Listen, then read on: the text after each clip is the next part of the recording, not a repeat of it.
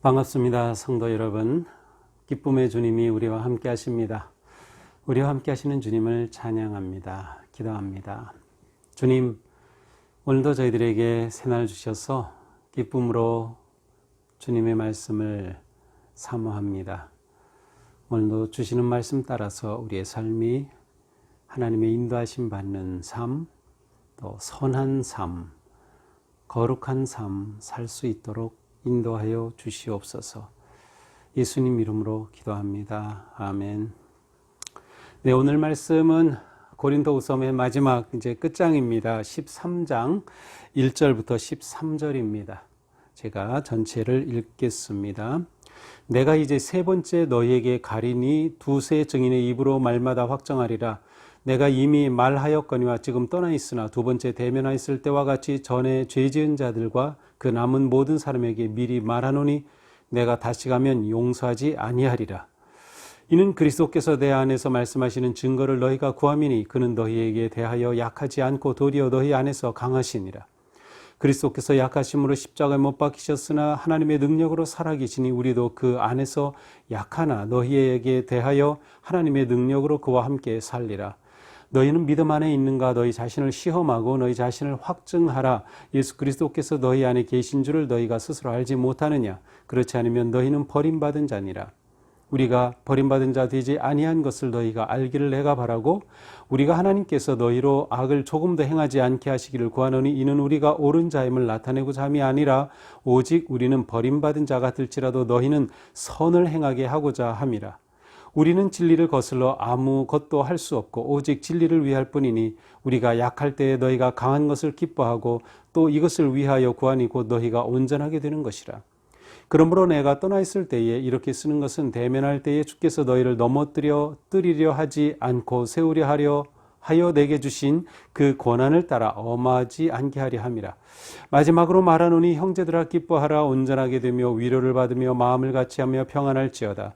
또 사랑과 평강의 하나님이 너희와 함께 계시리라. 거룩하게 입맞춤으로 서로 문안하라. 모든 성도가 너희에게 문안하느니라. 주 예수 그리스도의 은혜와 하나님의 사랑과 성령님의 교통하심이 너희 무리와 함께 있을지어다. 아멘. 네, 마침내 이제 고린도서 마지막 장까지 왔는데요. 네, 놀랍게도 이 맨 마지막 장에서도 사도 바울의 아주 강력한 고린도교의 성도들에 대한 그의 뜻과 또 생각과 마음이 그대로 드러나 있습니다. 1절은 이렇게 시작되죠. 내가 이제 세 번째 너희에게 가리니, 네, 계속해서 이제 바울은 이 편지를 통해서 미리 보냄으로 고린도교의 성도들이 준비하게 하고 있죠. 그 중에 하나는 그들이 연보를 잘 준비하여 예루살렘 교회를 돕는 일에 기쁨으로 참여하도록 하는 것도 있었습니다. 근데 그것보다 또한 어떤 점에서 바울에게 더 중요한 것은 바로 이 고린도교의 성도들이 영적으로 바르게 세워지는 것이었습니다. 그래서 세 번째 너에게 갈 것이다. 그런데 두세 증인의 입으로 말마다 확정하겠다. 지금 고린도 교회 안에 있는 그러한 갈등과 문제들, 특별히 사도 바울의 사도성에 대해서 도전하고 거짓으로 가르치는 자들에 대해서 두세 증인으로 확정하겠다. 마치 그 신명기에 나오는 구약의 소송의 방법으로 두세 증인이 있을 때 그 증언이 법적인 그러한 효력을 갖게 되죠. 그처럼 두세 증인의 입으로 내가 너희에게 가서 심판하겠다. 이러한 아주 강력한 표현입니다. 2절이죠. 내가 이미 말하였거니와 지금 떠나 있으나 두 번째 대면하였을 때와 같이 전에 죄 지은 자들과 그 남은 모든 사람에게 미리 말하노니 내가 다시 가면 용서하지 아니하리라. 자, 사도 바울은 더 강한 말을 합니다. 이제 너희들 용서하지 않겠다. 전에 죄 지은 자들 그리고 그 남은 모든 자들에 대해서 내가 용서하지 않겠다고 말합니다.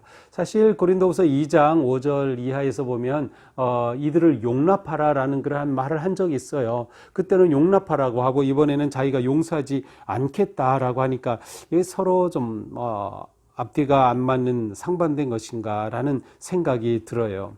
자, 그런데 여기에서 일단 처음에 용납하라고 2장에서 했던 것은 디도를 통해서 고린도교의 성도들이 많이 회복되었다는 그런 기쁜 소식을 듣게 되죠.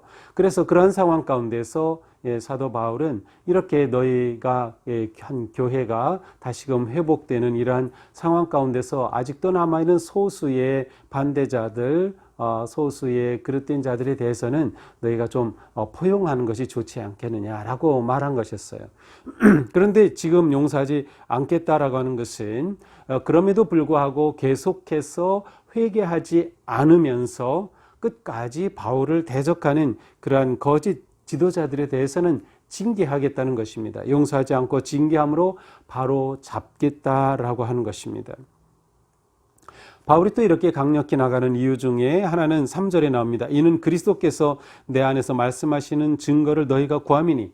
자, 그들 가운데서는 사도 바울이 정말 그리스도의 사람이냐, 그 안에 그리스도가 계시냐, 그리스도께서 사도 바울 안에 계셔서 말씀하시는 것이냐라고 사도 바울의 신앙과 그의 사도성에 대해서 도전하는 사람들이 여전히 있었던 것이죠. 바로 이러한 상황에 대해서 바울은 이 모든 문제를 정리하고 징계하고 바로 잡기를 원했음을 알 수 있습니다. 이렇게 바울이 엄할 수밖에 없는 이유가 분명히 있었던 것이죠. 더 나아가서 4절에 보니까 그리스도께서 약하심으로 십자가에 못 박히셨으나 하나님의 능력으로 살아 계신다. 또 그 안에서 약하나 너희에 대하여 하나님의 능력으로 함께 살리라. 좀 여기서 약하다라는 표현을 쓰는 것은 아마도 바울을 반대하는 자들이 바울은 약한 사람이야.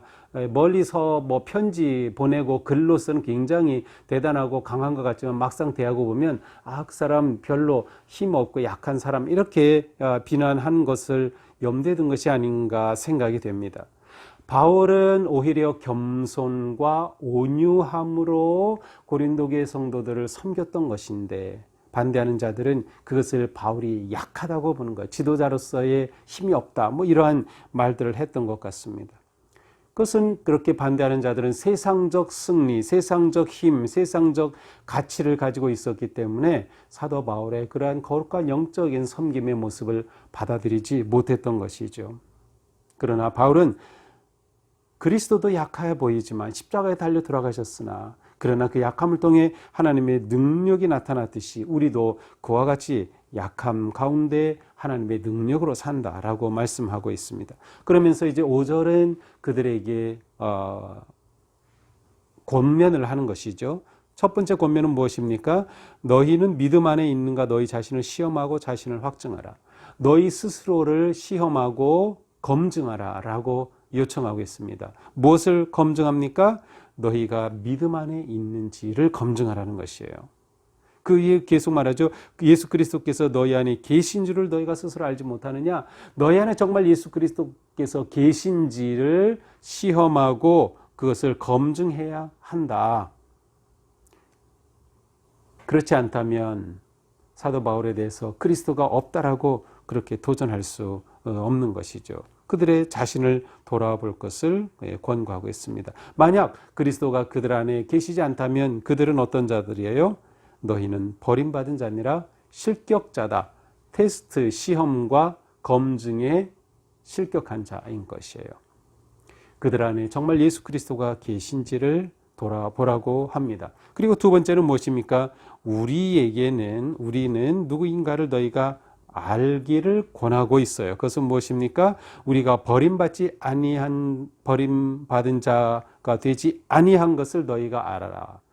그러니까 사도 바울과 그 동역자들은 버림받지 않았다. 다시 말하면 시험과 검증을 통과한 사람이라는 것을 너희가 알게 될 것이다 라고 말씀하는 것이죠. 이어서 그는 성도들을 위한 일종의 기도를 고백하고 있습니다. 하나님께 너희로 악을 조금도 행하지 않게 하시기를 구한다. 기도합니다. 이는 우리가 옳은 자임을 나타내고자 함이 아니라 오직 우리는 버림받은 자 같을지라도 너희는 선을 행하게 하고자 함이라. 사도 바울의 기도는 무엇입니까? 고린도교의 성도들이 악을 행하지 않고 선을 행하도록 기도하고 있습니다. 사도 바울의 기도는 여기서 표현하듯이 내가 옳다는 것을, 내가 그리스도 안에 있고 내가 진정한 사도라는 것을 드러내기를 구한 게 아니다. 내가 구하는 기도는 너희들이 선을 행하기를 구한다. 그러면서 9절에 뭐라고 합니까? 곧 너희가 온전하게 되는 것이라. 바울은 여전히 고린도의 성도들이 그리스도 안에서 온전하게 세워지기를 원하였습니다. 그것이 사도 바울의 목회의 가장 중요한 초점이었어요. 그래서 내가 기도할 때 내가 인정받기를 기도하는 것이 아니라 오히려 고린도의 성도들이 선을 행함으로 성장하고 온전하게 될 것을 기도하고 있습니다. 10절 그러므로 내가 떠나 있을 때 이렇게 쓰는 것은 대면할 때 주께서 너희를 넘어뜨리지 않게 하려고 세우려 하여 내게 주신 권한을 따라 엄하지 않게 하며, 여기서 또다시 말씀하죠. 하나님께서 사도 바울에게 주신 권한은 성도들을 세우라고 주신 권한이라는 것이에요. 그래서 내가 여러분을 만나기 전에 이렇게 비대면으로 떨어져 있을 때 이렇게 편지를 보내고 강력하게 이 편지를 호소하는 것은 대면하였을 때에 너희로 하여금 내가 이렇게 강하게 하지 않도록, 다시 말하면 그들이 회개하고 돌아오고 마음을 바로잡고 그리하여 사도 바울과 관계가 회복이 되고 사도 바울을 진정한 사도로 인정하는 그러한 교회가 될 수 있기를 기대하는 마음에서 이렇게 편지를 쓰고 있음을 밝혀줍니다. 이제 마지막으로 그들에게 권면하죠. 몇 가지를 권면합니까? 기뻐하라, 온전하기를 힘쓰라, 서로 격려하라, 한 마음이 되어라, 화평하게 지내라. 이것이 고린도교회 성도들이 온전한 삶을 살기 위해 필요한 것이었습니다. 그리고 그는 마지막으로 축복합니다. 13절이죠. 이것은 목사님들이 예배의 맨 마지막 축복기도할 때, 축도할 때에 가장 많이 사용하는 축복문이죠. 주 예수 그리스도의 은혜와 하나님의 사랑과 성령의 교통하심이 너희 무리와 함께 있을지어다. 아주 가장 많이 사용하는 축복문입니다. 자, 오늘 말씀을 보면서 마지막 편지의 마지막 끝말인데도 여기에는 강한 그런 바울의 뜻이 그대로 담겨져 있음을 봅니다. 이것은 그만큼 아직도 고린도 교회에는 해결되어야 할 아주 심각한 그러한 갈등과 도전과 문제가 있었음을 그대로 보여주고 있죠. 이런 상황 속에서 사도 바울은 우리에게 중요한 것들을 보여줍니다. 교회의 리더, 지도자는 사명을 놓치지 말아야 한다. 사도 바울이 이렇게 그들에 대해서 내가 용서하지 않겠다, 심판하겠다 이렇게 하는 것은 무엇보다 그 사명이 고린도의 성도들을 세워서 온전하게 하는 것임을 잘 알고 있었기 때문입니다. 그가 굳이 이렇게 힘들게 이렇게 할 필요가 있을까요? 그냥 서로 좋고 좋게 그렇게 지낼 수도 있었을 텐데 사도 바울은 고린도의 성도들을 온전하게 세우기를 원하였던 것이죠. 그는 그 사명을 놓치지 않았음을 알 수 있어요. 그리고 그는 끝까지 겸손함과 온유함으로 그의 사명을 감당해내고 있습니다. 바로 우리가 이러한 모습을 배워야 할 것입니다. 또 오늘은 사도 바울의 말처럼 우리 자신의 믿음을 시험하고 검증해 볼 필요가 있습니다. 이 코로나 시대에 나는 과연 믿음을 지키고 있는가? 내 안에 그리스도가 계신가? 우리 스스로가 시험하고 검증해 보아야 할 것입니다. 어떻게 검증이 될까요? 내가 정말 매일 그리스도와 깊은 교제 가운데 있는가? 주님의 말씀을 내가 늘 사모하며 말씀으로 살고 있는가? 늘 주님 앞에 기도하며 주님과의 관계가 든든하게 세워져 있는가? 그리고 주님의 주신 말씀대로 순종하는 거룩하고 온전한 삶을 향해 한 걸음 한 걸음 나아가고 있는가? 그것을 통해서 우리는 내가 그리스도 안에 있음을 시험하고 검증할 수 있게 될 것입니다. 온전을 향한 우리의 삶을 결코 멈춰서는 안 될 것입니다. 오히려 코로나19의 어려운 상황이 우리로 하여금 더욱 온전을 향해 나아가는 은혜의 길이 될 수 있기를 바랍니다.